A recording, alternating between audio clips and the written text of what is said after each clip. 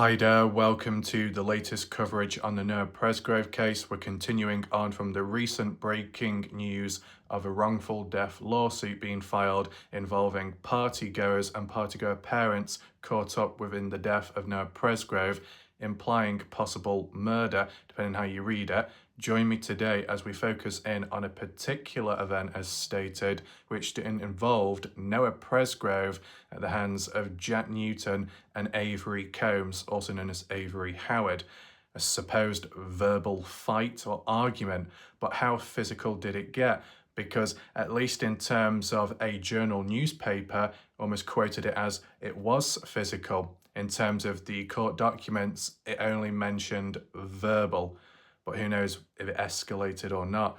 I want to apply it to a map analysis today on top of other events in between to try and work out what was going on, what was the trigger point, and what could have followed after that, and whether it links in with previous points mentioned or not. So welcome to those that are present during the live premiere. Share your thoughts and reactions in the live chat on the right hand side. Be sure to leave your comments, thoughts and questions and everything down below under the video because it will help with spreading awareness of it. If you want to support my channel, there is a PayPal link below in the comments, pinned message. And for the full playlist and coverage on this case by me, top right corner where the eye symbol is, you will find the playlist. So join me today as we head straight into the maps. And as you can see by this map layout, have labelled it, it's a little bit different compared to previous ones. We've got a decent amount of supposed events, but not enough times and timestamps because those events associated with hard evidence of video footage we just don't have. It's not been revealed publicly. So I'm just using it to fill in the gaps as to the possible order of how things played out to leading up, as it's mentioned in the court documents, of Jack and Avery, verbal fight with Noah Presgrove. Why? What happened before that to cause it? And how did it link on after? At what time? Because even Justin Roiver acknowledged it or made a reference to the Monday argument. That was just Jack and Noah, no mention of Avery. So depends. It could link onto some stuff.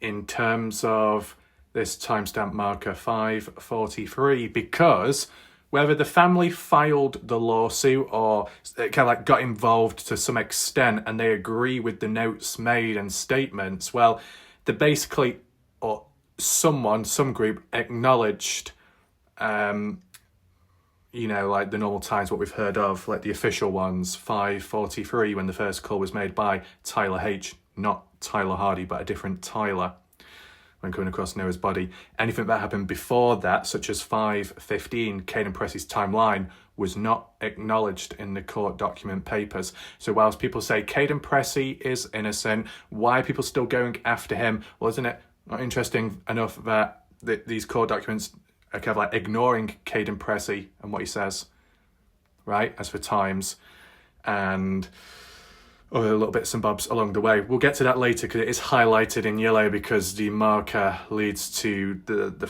factor, the theme of foul play. We got the host, Avery Combs, Carter Combs, Logan Jernigan, as it was mentioned on the document papers.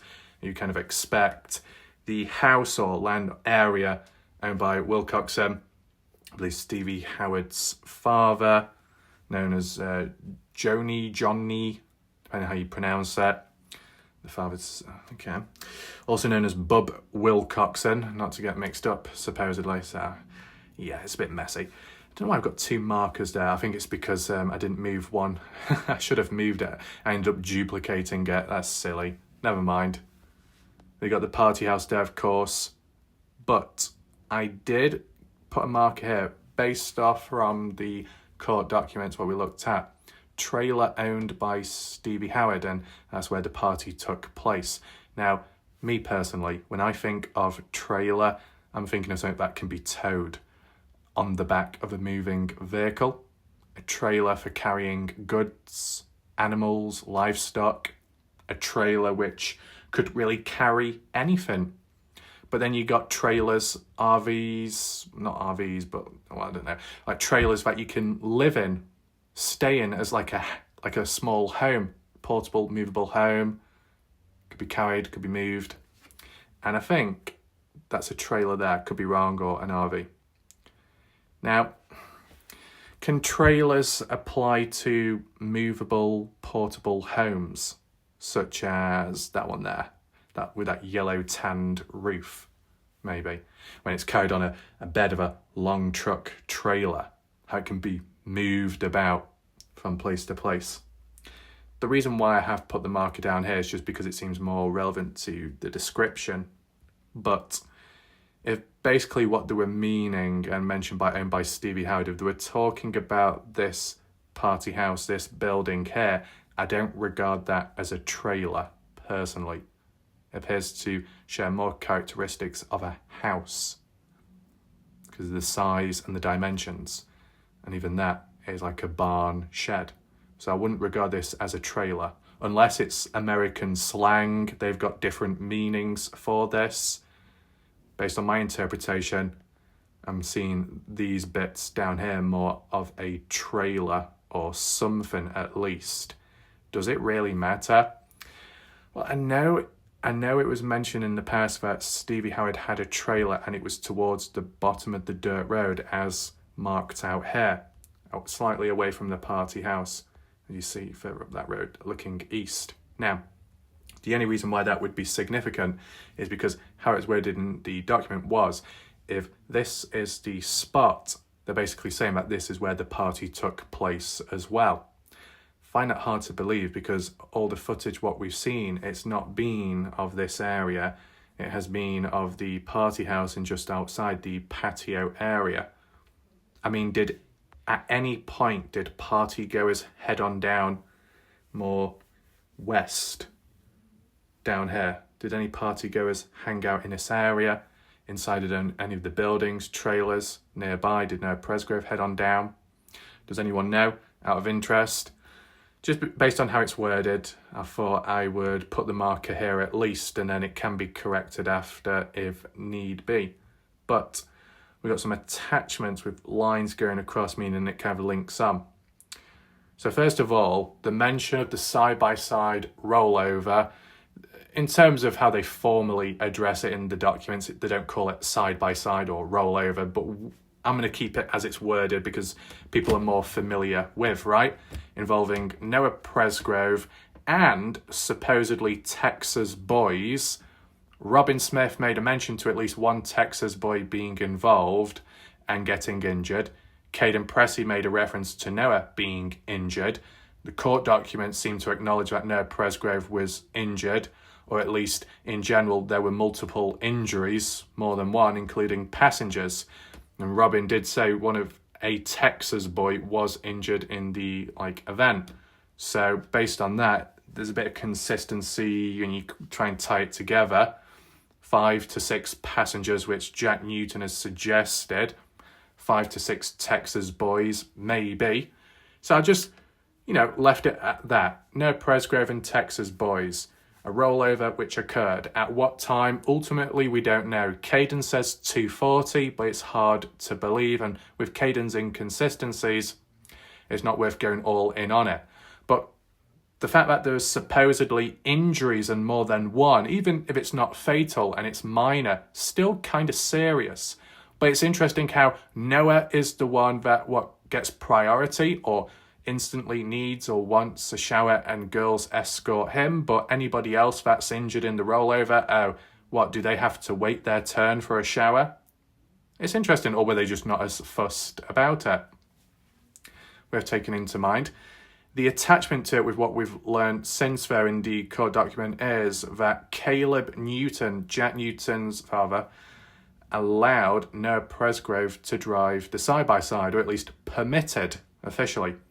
But how does that work when Caleb wasn't at the party? So I did ask a question, or I tried interpreting it, but I can't remember if I got an answer or not. The side-by-side which Noah was driving around the party house property, did that belong to Jack Newton? Or was it in the name of Caleb, who bought it at some point in the past, bought it himself in his name, and then passed it on to Jack, or allowed Jack to drive it and to use it? So because of that, the responsibility or the allowance links back to Caleb because he owns that side by side. Does anyone know?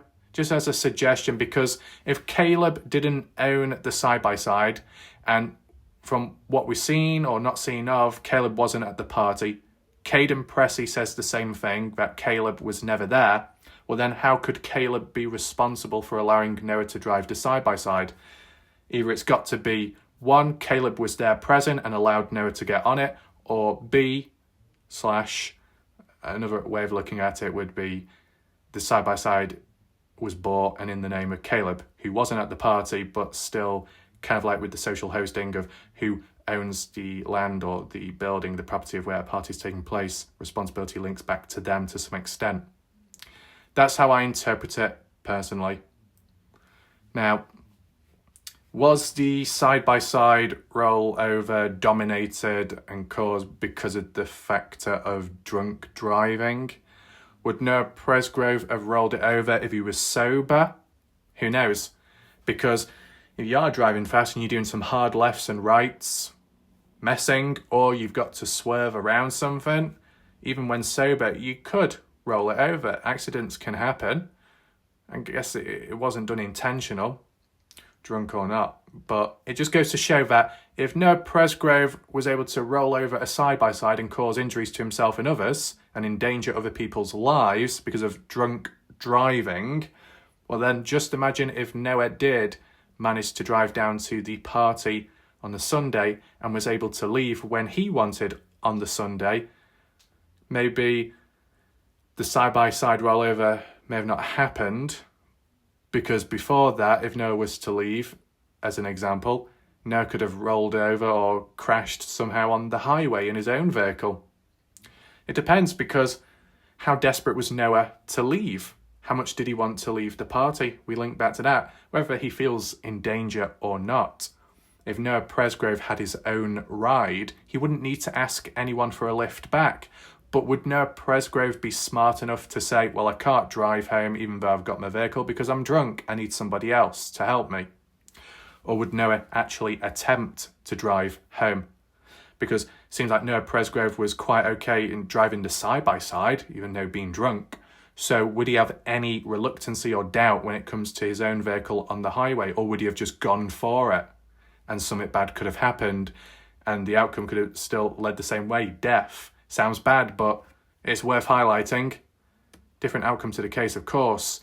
Still, there'd probably be that heavy link over with the alcohol and whatnot, because it seems like, and you can let me know in the chat, the comments, whether you agree or not. Do you think the side-by-side rollover was primarily influenced by the alcohol levels and being drunk? If Noah wasn't drunk, would it have rolled over or not? There are other factors you got to take in mind, such as momentum shift, weight distribution. Is it evenly balanced or not? Are there too many passengers? Are they on one side more than the other? A fast turn, sharp turn, rocking momentum could lead to rolling over. So it's not just one-sided. Now, Noah Presgrove having a shower, supposedly after the rollover, because with the rollover, dirty, dust, dirt sticking to the body, could being quite humid, warm and sweating. I get that. Wanting to clean off, get clean, wind in for the night, if that's how they regard it, as Monday morning, but Sunday night they treat it because they've not gone to sleep yet. Okay, fair enough. Noah, slightly injured, not been acknowledged by other partygoers. Even Carter Combs said, no, there wasn't any injuries, didn't acknowledge anything about injuries, so very interesting that. Unless Noah washed it away, brushed it off, wiped the blood away before some of the partygoers saw it. I mean, if it's just a rollover and no one died from that specifically, then why do people have to keep quiet about whether Noah and others were injured or not? Or is it because certain people who just so happen to be the host of the party house won't acknowledge that Noah was slightly injured, because then it will make them look bad, make them look worse because they're the host? They kind of link back to the responsibility factors of alcohol and distribution, and if it is being given out to others at an underage level, and as drunk driving as well, it's going to fall back on them. So when an event happens at the party, do they think, right, well, we can't acknowledge it because then it'll link back to us and make us look worse. So we've got to downplay it. We've got to turn a blind eye. We've got to ignore that Noah was injured and some of us, because it's minor anyway. It's not a big deal. So it's not like we've got to acknowledge it, because if we do acknowledge it, then it'll link back to drunk driving. Then it'll link to social hosting. Then it'll link to responsibilities and trouble. That's just interpreting it, right? The shower itself, the timing is unknown. Caden Pressey originally did not see it, did not see anything, but possibly someone speaking on behalf of Caden, I think, probably Alicia, correct me if I'm wrong, but it was definitely said by someone, and I think it's Alicia, mentioned, well, Caden, or he told me that he heard Noah going on about having a shower, or that he saw Noah being escorted or like kind of carried, assisted to the bathroom by two girls. So that would have been the build up to the shower, the bathroom event. So that's interesting. Now there was that other mention, which I think we looked at just recently. It cropped up again, possibly mentioned by Alicia speaking on behalf of Caden, that mentioned something about Noah Presgrove had an argument with a girl and then went on to have a shower that way round. And I was kind of wondering, why is it that way round? I thought the argument, if it was to be with Avery, if it was to be the bedroom debacle, that would be the last known event before Noah ended up walking off to cool down. Was there a few arguments in between? Was there a short burst before the shower, but just after the side-by-side rollover? It makes you think, doesn't it? But the actual shower itself was described as somewhat positive by Carter Combs. Jasmine Millan assisting, but not really commenting about the shower from what I'm aware of. Caden did make a reference at one point in, I guess, one of the interviews, that the 3:41 snap post by Jasmine saying Noah's missing. Her hair was wet, her shirt was a little wet as well, so that links back to when the shower occurred, not that long beforehand. So getting a bit wet, water splashing. Okay, well, that's what I observed in the past, and Caden seemed to think in line with me, so that's all fine there. But Carter mainly did the response back in terms of the shower. Not much going on, just simply assisting, helping him in, helping him stand up, and that's about it. So he didn't fall over because he was being drunk, could be a bit groggy. Fair enough. Brooke Bounce Carter, I believe, said a similar thing. Nothing odd, nothing dodgy went on. Carter Combs did mention that the shower, one of Noah's buddies or best buddies jumped on in, whoever that could be. Brylan Sweat, some people have suggested. As for anybody else, no names have been included since. And they were like joking and laughing, and it was funny. A positive event, despite what happened before that, the side-by-side rollover, people laughing, joking it off, supposedly. So the atmosphere is okay there, not much tension. But then you get supposedly Alicia, I believe, that made a reference to Caden seeing, or more so overhearing, about Noah having an argument with one of the girls just before going for a shower or so. Which girl would that be, Noah having an argument with? Would it be Avery? Would it be Logan? Would it be Carter? Would it be Stephanie? Jasmine? Any other girls in between? Can't remember off the top of my head. Breely, Georgia. No, they would have already left by then. Okay. So it's interesting. And then after the shower, because supposedly Noah was unclothed in the bathroom, when getting on out, was running about with what? Lots of energy after beforehand? Who knows? But there's references of video footage of Noah teabagging people. As to whom exactly, that's unknown of. Teabagging people on the sofa chairs. If it was, Caden didn't witness that. He didn't make any reference to it, so he must have been asleep. Now, with Noah Presgrove teabagging people, did anyone pick up on it? Was aware, conscious, witnessed it, and wasn't too pleased? Did anything backfire from that? Well, the next event supposedly being Carter Combs feeding Noah ramen noodles and yogurt meaning if anything did go wrong with the teabagging, nothing was followed up because Noah was able to sit down comfortably and eat some food before calling it a day, calling it a night, whatever you want to call it, by going to sleep. Probably being fed in the kitchen area, but round the bend in the kitchen, which is probably going to be a blind spot to those like Kane about sleeping on the furniture further back. So I'm going to understand that. Did anything happen though? Did Carter Combs talk to Noah at the time? What was Noah like? When you really break it down to those one-on-one moments, what's the body language with Noah? What did Carter sense within Noah? How did he sound? How did he look? Was there any visible injuries, cuts, bruises, blood? And what was the atmosphere like?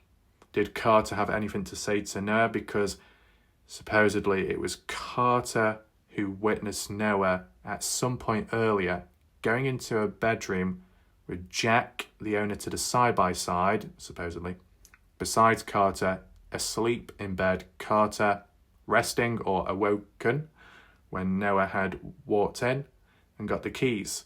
And Carter saw it, but not much was really done about it. Jack mentioned all that, but because he was told that by Carter, in which Carter was the witness, Jack was not. So it's more second-hand info from Jack. But nevertheless, at the time of the party, post side-by-side rollover, inside of the kitchen area or dining areas you would expect when sat down eating, did Carter sit down with Noah and chat, hang out or not? Did Carter make any mention or reference to Noah and the rollover? Like, oh, you shouldn't have taken those keys. You know, how are we going to explain this to Jack? Telling him off, or disappointed, joking, laughing, anything really. Just to understand what the atmosphere was like. Because if there are any verbal fights, attacks to some extent, did it go from 0 to 100 real quick? Or was it a slow burner? You know, how fast does it go? If people are drunk at the time or slightly over the limit by drinking a fair bit of alcohol, in terms of party footage, what we've not really seen anyone really aggressive or threatening, but maybe looks can be deceiving. Maybe we've not seen all the footage, but the atmosphere has mostly been calm, fun, people laughing and joking and nothing too serious or tense for most part of it, unless there is footage from the shower to the teabagging where the atmosphere is a little different, but we've not seen that yet, so I can't really comment on it. Latest footage which has come on out was around 2:32, I think, of Pepe, a Texas boy, and Mikey Lair outside. Just laughing and joking, not much going on there. It's earlier on, but it's only recently come out public. Anything else in between? Not at the moment. Anything after 2:32, video-wise, coming out publicly? Nope, not that I'm aware of, for the important parts. So it's still limited. It's all about comparing, contrasting how the mood and atmosphere changes through a space of time. Is it short, quick, long, dragged out? And then you could pinpoint work back to a particular event where the change was noticed within someone or some people. After being fed, maybe that's where it comes on in. Originally, we were told by different people that Noah Presgrove tried or wanted to sleep in the same bed as Avery Combs in an intimate way or just a casual, friendly way. I'm not too sure myself. People have made reference to Avery and Noah being in a relationship in the past, but I don't know how true that is and whether it was casual or serious. Besides that, the last Partisan True Crime interview that was done in the past, now back in 2024, with Jack Newton mentioned, which we've never heard before that, Jack acknowledged that Noah also reached out to Logan Jernigan in her bedroom, went from one girl to another and was rejected both times.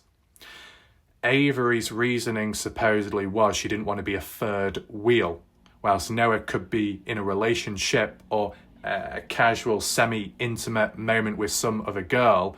Avery doesn't want to be the third person to observe, to watch, or just to sense and feel that you're not number one, you're not the chosen one, you're just on the sideline to be used afterwards. And Avery didn't want to be used. So when if Noah did reach to Logan first and then Avery afterwards, you can understand why Avery would be like, no, you picked your bed, didn't work out, you can't just go for second best now.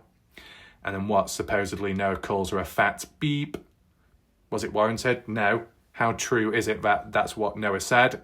Well, I've not seen any hard evidence or audio, so hard to tell at this moment in time. But you could understand how it could trigger a reaction. Take in mind, day before, so Saturday night, it was Logan and Noah sleeping on the floor close together. Why? Because they couldn't make it back to the bed. Noah couldn't make it back to somewhere, so they just rested on the floor. Supposedly, you'd think so because Logan has her own bedroom because she lived there at the time. For Logan not to sleep in a bed, it's probably because she passed out too soon, too quick, and just rested on the floor, and Noah just so happened to be nearby. Some of Noah's family members suggest that kissing took place, and more than kissing, very intimate and close. Who knows? But was Logan in a relationship with anyone at that time? No, so it's not a big issue. But as for Noah, well, Noah supposedly did have a girlfriend at the time. They just weren't at the party, so, But would it concern any other party goer if Noah was next to Logan or doing anything? Well, it seemed to catch the attention of Avery, as it's been mentioned a few times in the case, that Avery did catch Noah and Logan on the floor, sleeping next to each other. That was it. But Avery did say, you better have not done anything, because if you had, I'd kill you. Maybe it's not literally meant, but, what I would like to know is, why would Avery be so concerned or interested about it? Because I'll tell you something, in general, in life, and it can apply any place, anytime, anywhere with anyone, you can come across some humans that can act in a certain way, whether they act jealous of another person towards someone, on behalf of someone, and it's like, why are you getting so jealous of another person when you yourself aren't with that other individual? Why are you getting so jealous? Why are you getting so invested? Why are you getting so easily frustrated when it doesn't really concern you? It doesn't really impact you or your life or your status. So why are you talking? But then in other ways, it can apply to positivity, positive people, delusional fake positivity, where people will say all the right things and all the nice stuff. They'll go in endless paragraphs and say such pretty nice positive words and compliments. And then what's the closing line? And you know what? Someday you will find someone that appreciates you and sees you for how you should be treated. Oh, and someday you will find some friends and it will work out. So why do people spend so long talking and getting so passionate and so invested only to say, and that's not my responsibility, but it will be somewhere down the line with another person. What a waste of time. That is what you call, and this is a Warlight Wrath definition and terminology created by myself, the Catalyst, is pass on the buck positivity. Passing on the responsibility to another random out there. Giving them a little bit of reassurance without really any hard proof or evidence. Patting them off, patting them on the back, sending them on their way. But the level of engagement, the level of positivity, the level of connectedness, and then at the end, disconnect, it's very questionable and very concerning. Now, how do we tie that back to the case and the party? Well, why should Avery, birthday girl party host, why should Avery be concerned or frustrated or annoyed by who Noah interacts with at the party, more so may sleep with or be close, intimate to? Why does it bother Avery? Is it because Noah was in a relationship with Avery at the time? Or is it to do with old history? Once Avery and Noah were an item, and whilst they're no longer, one still has feelings or some kind of pull towards the other. And then as for Noah, not reciprocated. So whilst Noah moves on or does other stuff, whether it's a good thing or not, Avery feels betrayed by it, hurt by it. What are the dynamics there? You let me know your thoughts. right?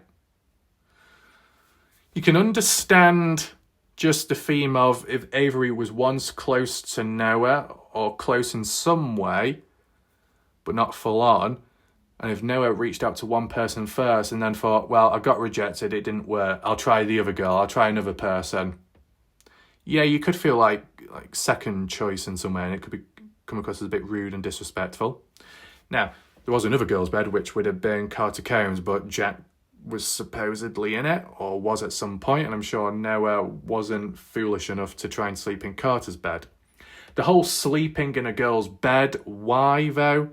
For intimate reasons, or just because the bed is more comfortable and that's what Noah wants? But is it what Noah gets? Not this time.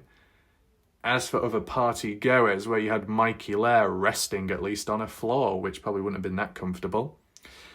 Noah was quite okay sleeping on the floor Saturday night, but come Monday, not wanting to do that, I guess, because he wants to bed instead.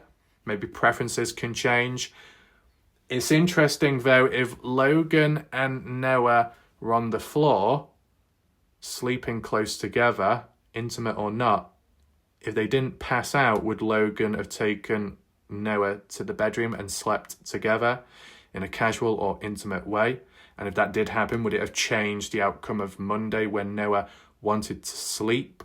And if he was accepted into one of the girls' beds, like Logan's, for whatever reason, would Noah have remained in that bed and woken up later in the morning of Monday?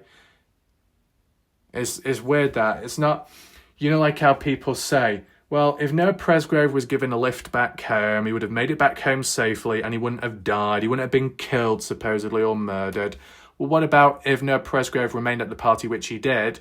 Okay, didn't get a ride home, but if Noah Presgrove was allowed to sleep in one of the girls' beds, and that sounds really dodgy how it's worded, I do understand, but if, maybe in a friendly way, or somehow, welcomed into one of the girls' beds and Noah got what he supposedly wanted and then rested, would he have just passed out there and then woken up later in the morning of Monday?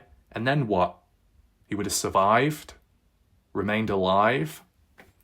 No one used that particular event because it might not be the be-all and end-all, but it seems to be the bedroom debacle is what led to Noah walking away to cool off. And I guess Noah still had it intent to return back to the party, as Caden had said in the past.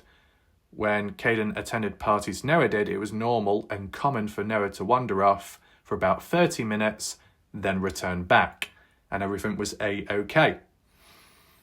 But this time it didn't work for Noah, somehow. But if the bedroom debacle or arguments or tension, if none of that happened, okay, Noah wouldn't have walked off likely, and he may have been still alive. But would it have changed or altered the supposed verbal fight between Avery, Noah, and Jack? A 2-on-1 situation. The only strand to add on, like I mentioned, did Noah Presgrove insult Avery? If that's what Noah did, and then Noah wandered off, walked away, it had been mentioned, I don't know if it was by Justin or Caden or another key person in the case, that when Noah supposedly insulted Avery in front of others, that Avery chased after Noah.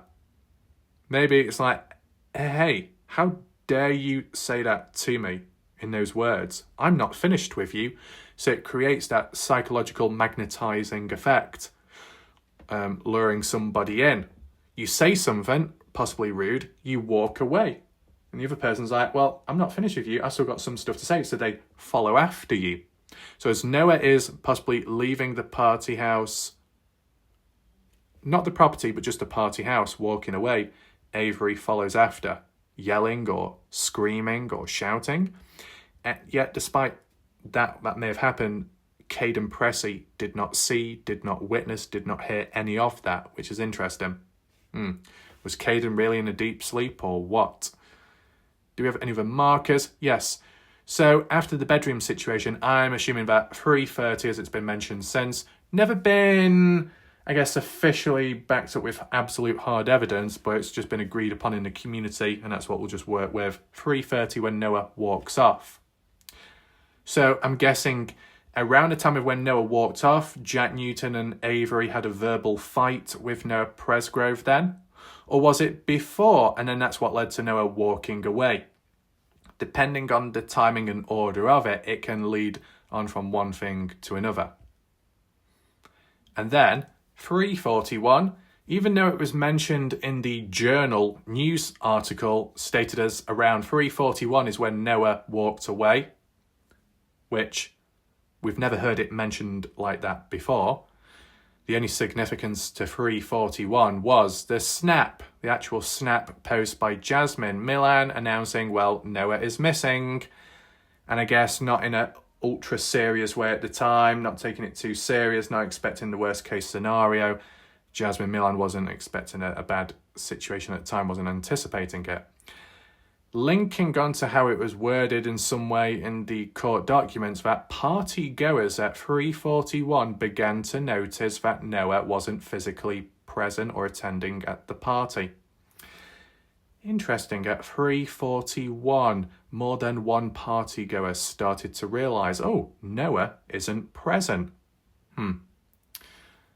So, depending on the timing of it, because we have acknowledged it, that 4 in the morning to 4:30, 30-minute time difference. 4:30 is a snap, which I showed on my channel, of Logan and Carter at the party house, I think just near the doorway, but on the inside of the house, with sad looks on their face, but more like pouting their lips, nothing too serious. But 4:30, they've just come back supposedly from searching for Noah Presgrove.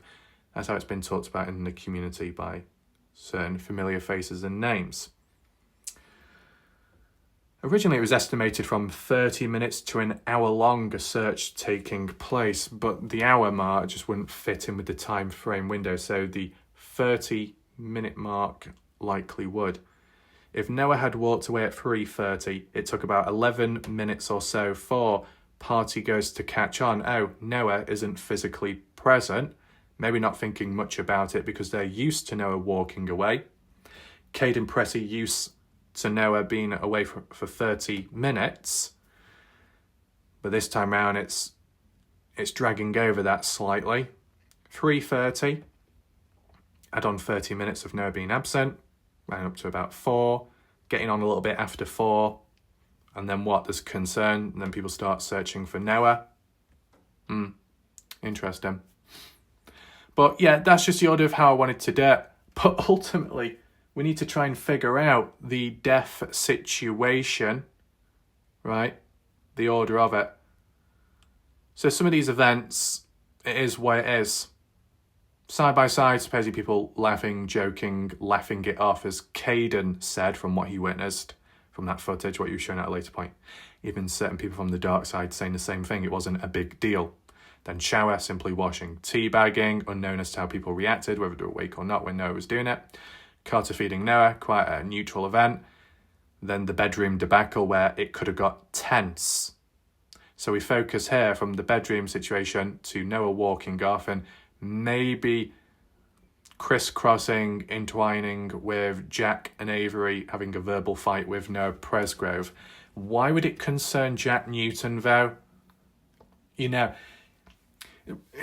well, it can concern people if they're friends and close to one another, or maybe Jack felt obliged to stand up or defend Avery, considering Avery's the sister to Carter Combs and Carter Combs the girlfriend to Jack Newton, so Jack Newton felt, well, this is the right thing to do, whether that be to appear in the good books of them or just because, you know, you're connecting together, close, you get what I'm saying? So your girlfriend, sister, you got to stand up for them as well. But surely Jack Newton should know Noah when they're best friends each. So if they had an argument Saturday, or also past midnight, Sunday, early morning, between Jack and Noah, and that was to do with girl trouble, and from what Caden had witnessed, based on what he heard, Noah was yelling at Jack because Jack was flirting with Noah's girlfriend at the time behind his back, and Noah felt betrayed for that. That particular argument got physical pushing and shoving from what Justin Roy said, and Caden had to break the fight up. But Caden never acknowledged or mentioned about stepping in to break a fight up. So there's a few inconsistencies there. So that particular one was more physical. This one was more verbal. But a verbal fight and argument can lead on to arguments, can lead on to physicality, of course. And if at the time they were drunk, the senses, the emotions heightened and more tense, and maybe acting out. But is it really down to the bedroom debacle? Is it really down to do with girl trouble? Because it's worded as if it's Jack and Avery teaming up against Noah. It didn't say exactly where the verbal fight took place, inside of the party house or outside. If it was after the bedroom situation and Noah is walking out of the bedroom, heading to get his shoes or find some kind of shoes from like what we've seen and heard, also heard, mismatched. Is it when Noah is walking away, putting his shoes on with his back turned, his back facing Avery, and Avery was like, "You've just called me a fat beep and now you're walking away. How dare you?" And then chases after Noah. At what point does Jack Newton step on in? Because I thought Jack was supposed to be sleeping at the time, or did he wake up? Was he resting? Was he alerted by someone? Did Carter step on in? You'd think, well, it would make more sense if there's an argument with Noah, or Noah's been a bit tense verbally with Avery. You'd think Carter would step on in, defend her bigger sister. By family, related by blood, close bond. I'd get that as well. In terms of that porch video that's been claimed where it showed Avery and Carter having a go at each other, arguing, did that have anything to do with the after effects post verbal fight with Noah, Jack and Avery? If we knew the times of these things, we could apply it into a better order, but I'm just working with what we got, right? Maybe it was before Noah walked away, and if it was, maybe that's what caused Noah to walk away. An argument with Jack and Avery, and Noah's like, you know what, I've had enough of this. It could have been right at the time or just after the bedroom debacle, and things got a little bit tense and heated. But arguments can lead to fights, and fights can lead to bad outcomes. So I'm just basing it off the theory that Noah has supposedly insulted, disrespected, and embarrassed Avery, the birthday girl party host. Avery may not directly want revenge, but has a piece of her mind to give to Noah and follows after him. Somehow Jack Newton steps on in as to why, though. And where was Jack? Was he asleep, then woken up by the commotion? If he was woken up by the commotion and he's in a bedroom, and it's happening near to the dining or open space area where Caden is, why didn't Caden wake up to it, though? If Caden could be woken up by a door slamming open and Jack yelling the news of Noah's death, then how come Caden Pressey wasn't woken up by Avery or Noah yelling, having a verbal fight? So it makes me think that maybe the verbal fight took place outside of the party house, tying in with Noah leaving, walking away, heading east. Now, Jack Newton did say in his interview with Partners in True Crime, the last one, back in 2024, that it was Logan Jernigan that was last to see Noah walking off, heading east. So did Logan witness Avery and Jack follow after Noah, or actually hear or see the verbal argument, which could have led from one thing to another? Did Logan rush into the house and say, "Hey, have you seen what's going on?" to alert Carter Combs? I don't know if any of this is influenced or linking on to when Alicia Lee gave her opinion to Justin Roy in a conversation on Facebook Messenger, as in, Alicia said, "I think that Carter Combs whacked Noah in the head or back of head and then ran away, and then other people finished him off." It's just hard to believe. If these are long-term friends and know each other, why would they do that to Noah? Surely there'd be another way to cool down the situation or neutralise Noah if that was really needed. I mean, what is Noah Presgrove normally like when drunk? I think people had said he was flirty, outgoing, confident, and that's mainly it. Nothing too negative there. Nothing really negative to note. So it would come across as unusual, strange behaviour for Noah to be acting differently this time. If he was, not that he is, but if he was based on a certain theory, and the only theory that I would give, and I will use the street view if we can get onto it in just a second. Looking down, I know we're looking west, but if we're looking down at, which would be east, towards the highway itself, if Noah had left the party house and was walking down the dirt road, or attempting to, and at some point Avery following after, chasing Noah, then they have it out with one another. And then maybe shortly after, that's when Jack comes out to see what's going on. It might be a 2-on-1, it might be more, but in the moment it might be just a 1-on-1. Noah has said what he said to Avery. Avery's not too pleased. Avery follows Noah out of the party house, down the dirt road or near to the dirt road. Noah responds back also to Avery. If Logan saw Noah walking away, did Logan see Avery follow after Noah? If that was the case, did Logan overhear or see the argument and then felt that Avery was in danger? I know that's hard to believe, but I'm just giving a theory. Or felt that it was getting a bit too tense and it needed to be broken up, the argument. So Logan went inside to get Carter and say, hey, your sister is having it out with Noah, or vice versa. I think it needs to be broken up. And then what? Did Carter Combs come out? And from Alicia's opinion, and only an opinion, as that's how it's influenced, Carter rushed down and then whacked Noah in the back of the head. But would that really be needed or warranted? It sounds bad, but the only time when maybe something like that could happen, and just in general, and regardless of really any gender, but it might be more influenced with one gender over the other, is if you had a male overpowering a female in an unnatural, bad, negative, aggressive, hurtful way, and then another female comes along, or somebody else comes along, regardless of gender, instead of breaking it up because it's past that point out of kind of like self-defense or protection of the other person that's being attacked, the victim, you just clobber them on the head or around the back. You might regret it afterwards. You still probably get in trouble somehow. But in the moment, acting on instinct, you don't want that other person to be abused, attacked or hurt. So you're trying to take out the bad person in the moment and whack them or club them.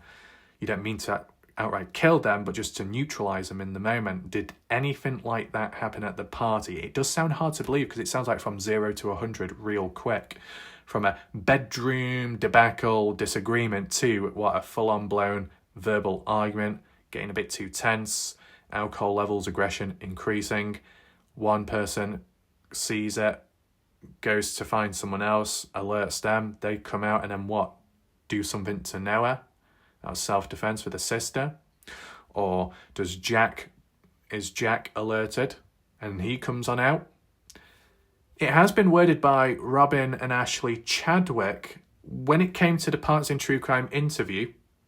Let's turn that off for a second. With the Parts in True Crime interview, when they overheard Jack mention about Logan being the last person to see Noah walk away heading east, those Presgrove family members said, well, we were told at one point by Jasmine Millan it was Avery Combs the last person to see Noah walk away. And if you remember, at the time when I did my analysis, I said, well, it could have been Logan, it could have been Avery, it could have been Jack to some extent, tying it in with what Justin Roy was saying.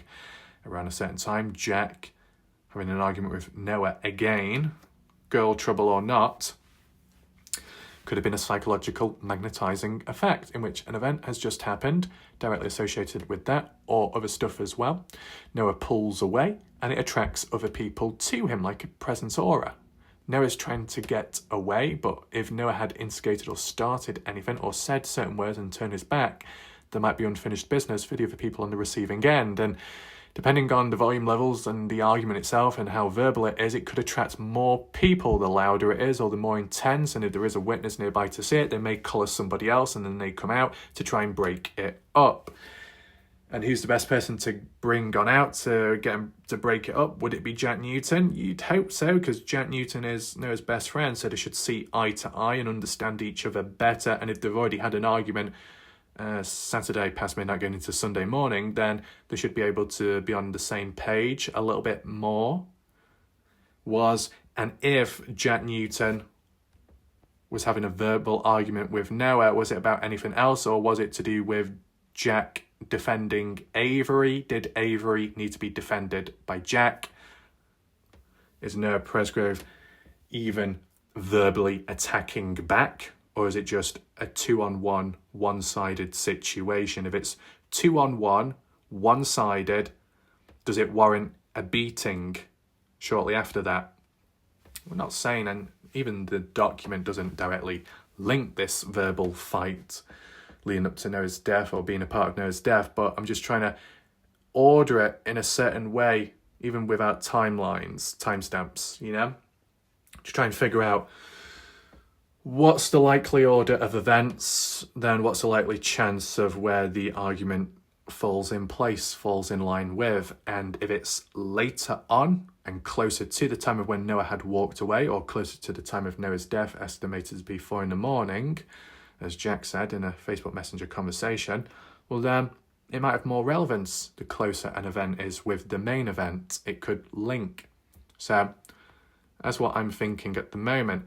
Now, if Noah had walked away at 3:30, and if around that time or so the verbal fight took place, 11 minutes later, Jasmine Millan on the front porchway saying Noah is missing, without much knowledge of what's gone down just before that. So within 11 minutes of Noah walking away in a possible argument, 11 minutes of arguing, or 11 minutes of part of an argument, then escalating to some kind of beating, because in terms of how it's suggested in the court documents that Noah Presgrove, by at least 2 defendants, 2 of the named individuals, that could apply to, it didn't give a specific name, but the defendants as listed was Caleb, Jack, Carter, Avery, Logan, Stevie, Wilcoxon, Jane, John Doe, maybe the odd other person.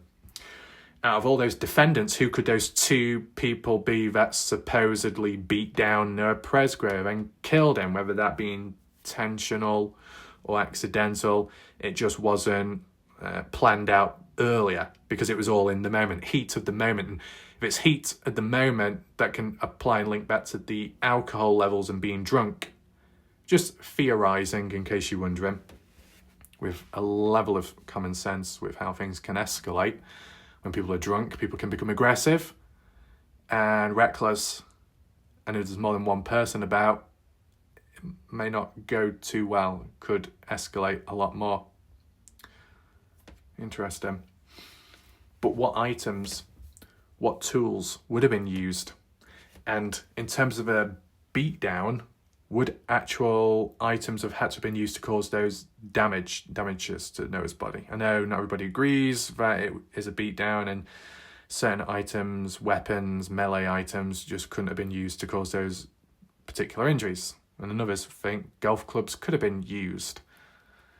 Still back and forth, but I've never completely dismissed it. We're just back again with the possible concept of golf clubs, because it just so happens that the golf clubs and bag weren't easily retrieved or simply handed back to Dalen Presgrove, the one who owned them. Noah was borrowing them and took them down to the party. Ever since, some have suggested online that the golf club's bag were sold at a pawn shop. Now, who would do that and why? If it's one of, if the partygoers were led to believe it was Noah's personal possession, why would they sell it on? Why not hold it as a memory? More importantly, if on the condition that they knew that Noah borrowed them and they belonged to Noah's brother, then they should have handed them back in a respectful way. But that supposedly never happened. So if you think of a possible beatdown, as it's mentioned in the court document, you think of a verbal fight that took place just before that and how it could have escalated with the enhancement of alcohol and being drunk present in the blood system. Can go wrong, can escalate. But, a verbal fight and that's it. And then possibly a beatdown. And possibly Jack present in some way, if it's leading on from one event to another in a short space of time. Yes, it did mention a John or Jane Doe, or Does, more than one person, unidentified, unnamed in the court document. That unidentified individual could be one or two of the ones responsible for the possible beatdown of Noah Presgrove. So there is still that. There is still that possibility that Avery and Jack may have not participated, may or may not have witnessed. They just had an argument with Noah, a little tense, and then Noah continues to walk away, and then two other people, unidentified, a part of defendants, then take out or attack Noah. But what would be the motive for that, though? Because of what they've witnessed just before, because they wanted revenge on Noah.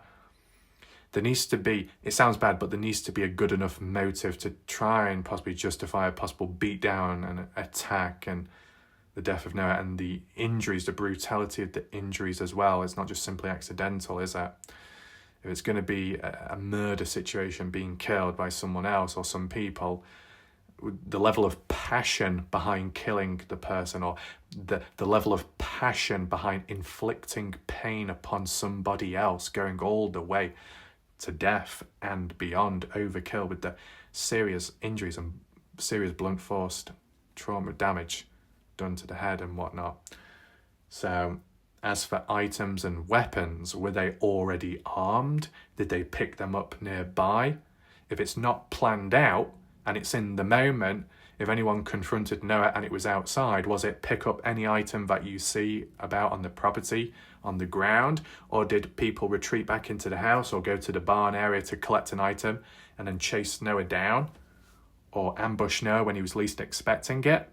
Still, there needs to be a motive, and I just think the possible verbal fight between Jack and Avery, supposedly, with Noah, I don't think that justifies enough to then warrant beating Noah and going beyond that point, unless these certain people that went under the influence of alcohol have such a bad reaction to it when drunk that they see crimson mist and go into a complete fit of rage, and they lose track of who they are, lose control of who they are in the moment, and brutalise Noah. But it doesn't sound like those partygoers are capable of that in that area. But how well do we know these people? You could argue.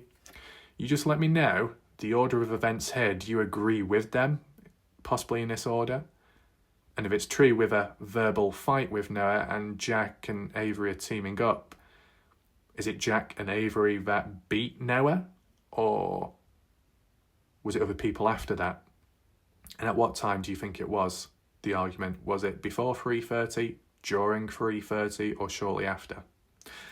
If it was around 3:30 or onwards, that verbal fight, if it was to lead on to a beatdown, would have had to have happened further away from the party house, because if Logan Jernigan was the one to witness Noah walking away, but didn't acknowledge or not really publicly mention anything, but Jack spoke on behalf and acknowledged it, bit odd, that when it came to 3:41 then, 11-minute time difference between Noah walking away, and for Jasmine to look about and say, well, Noah's missing, as in, I'm looking around inside of the house, he's physically not present, I'm on the front porchway, looking out and about, northeast, southwest, whatever, can't see him, I guess he's missing.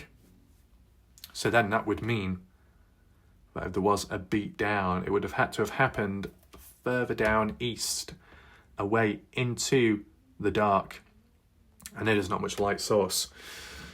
Past the tree, further down here somewhere where it could have taken place, where there's no light source, meaning at the time of when Jasmine was looking about, she wouldn't have seen anything at 3:41. But at 3:41, what was happening to Noah Presgrove? If there was a fight, if there was anything verbal at 3:41, considering how quiet or somewhat quiet it would have been outside, noise can travel over some distance, and if there's a bit of a breeze as well, that helps. You would have, or you may have thought that could Jasmine have overheard any noises in the background, screaming, shouting, or was it done in silence? You know, when it comes to a beat down, is it a noisy beat down or a quiet one? It can differ and vary. If it's face to face and there's a fight, or an unfair advantage type fight, but Noah is somewhat conscious, Noah could be like, hey, get off me, shouting or swearing, some kind of commotion. Someone should be able to overhear that maybe if it's kind of nearby. Visually, you're not being able to see it because it's dark, but auditory, hearing it, you thought there could be a chance, but that's not really been mentioned. Where else could a possible beatdown have taken place then? Are people going to say the highway? All I would say is, if Noah Presgrove was killed, murdered, the chances of foul play, body being moved onto the highway, the chance of that is higher. People could still say, well, maybe just the outright beatdown took place on the highway itself and only there. Well, I can't imagine that then, because then you do have the issue with the blood loss and there's not enough blood present. And I know the others would counter it and say, well, due to the type of injuries and the type of impact, there wouldn't have been enough time for blood to pump around and leak out, like lots of it. But people that use those counterpoints more so tie it in with a different cause of death. If we're talking about in general an outright beating, brutalization, etc., there probably is going to be more blood because of the method of death and the pace of it. Probably going to be more violent and gory and graphic, but there should be more blood present. And if it was a murder and based on that, and it was on site of the property, then the chances of Noah being moved onto the highway, considering where he was actually found on the highway, seems very likely and very highly. But as I said, we go back, we go forth. People thought, oh, dark side, Wrath, all in on one side. Well, look where we are now. Bringing it back based on what official court documents have highlighted. So it needs to be acknowledged, hence why this map analysis has been done. All in all, hopefully you found the video somewhat interesting. If you would like to see maybe a different outlook with a theme of death, we can do that. I wasn't too sure if to include it in today's video because it's to do with another perspective and more of, I guess, an opinion. If you haven't forgotten, you had Kathy Bingham at one point, and I believe it was an audio call with a member of the general public which was leaked, and then I did a summary analysis with notes after listening to it, and Kathy Bingham made the mention of Noah Presgrove killed on the front porchway, just outside of the party house door, the front porch. That's where he was possibly killed. Based kind of on an opinion, which I guess isn't strong enough, and it involved a girl as well. What I'm saying is, I didn't want it to conflict with today's video on the court documents, but what the court documents say, some of those details suggested, could it link back to what Kathy Bingham thinks or was thinking of at one point, as in the death of Noah on site of property involving a female and close to the house? Maybe do a separate video for that. It might be limited and short, but could always do like a bit of a coverage on it. But you let me know if you would like that, and we'll see what comes up next, what needs to be acknowledged, maybe even a little map analysis and look into the whole theme of alcohol and where Jack bought the alcohol from to supposedly supply it to Noah, and the promises of more and how it's been worded like that. We'll get to it maybe in the next video, or give a bit of time in between and just see what the discussions are. Mine is Wrongful. Thanks for watching. Be sure to hit the like button and share it so more people get to see the video. And I'll see you next time. Goodbye for now.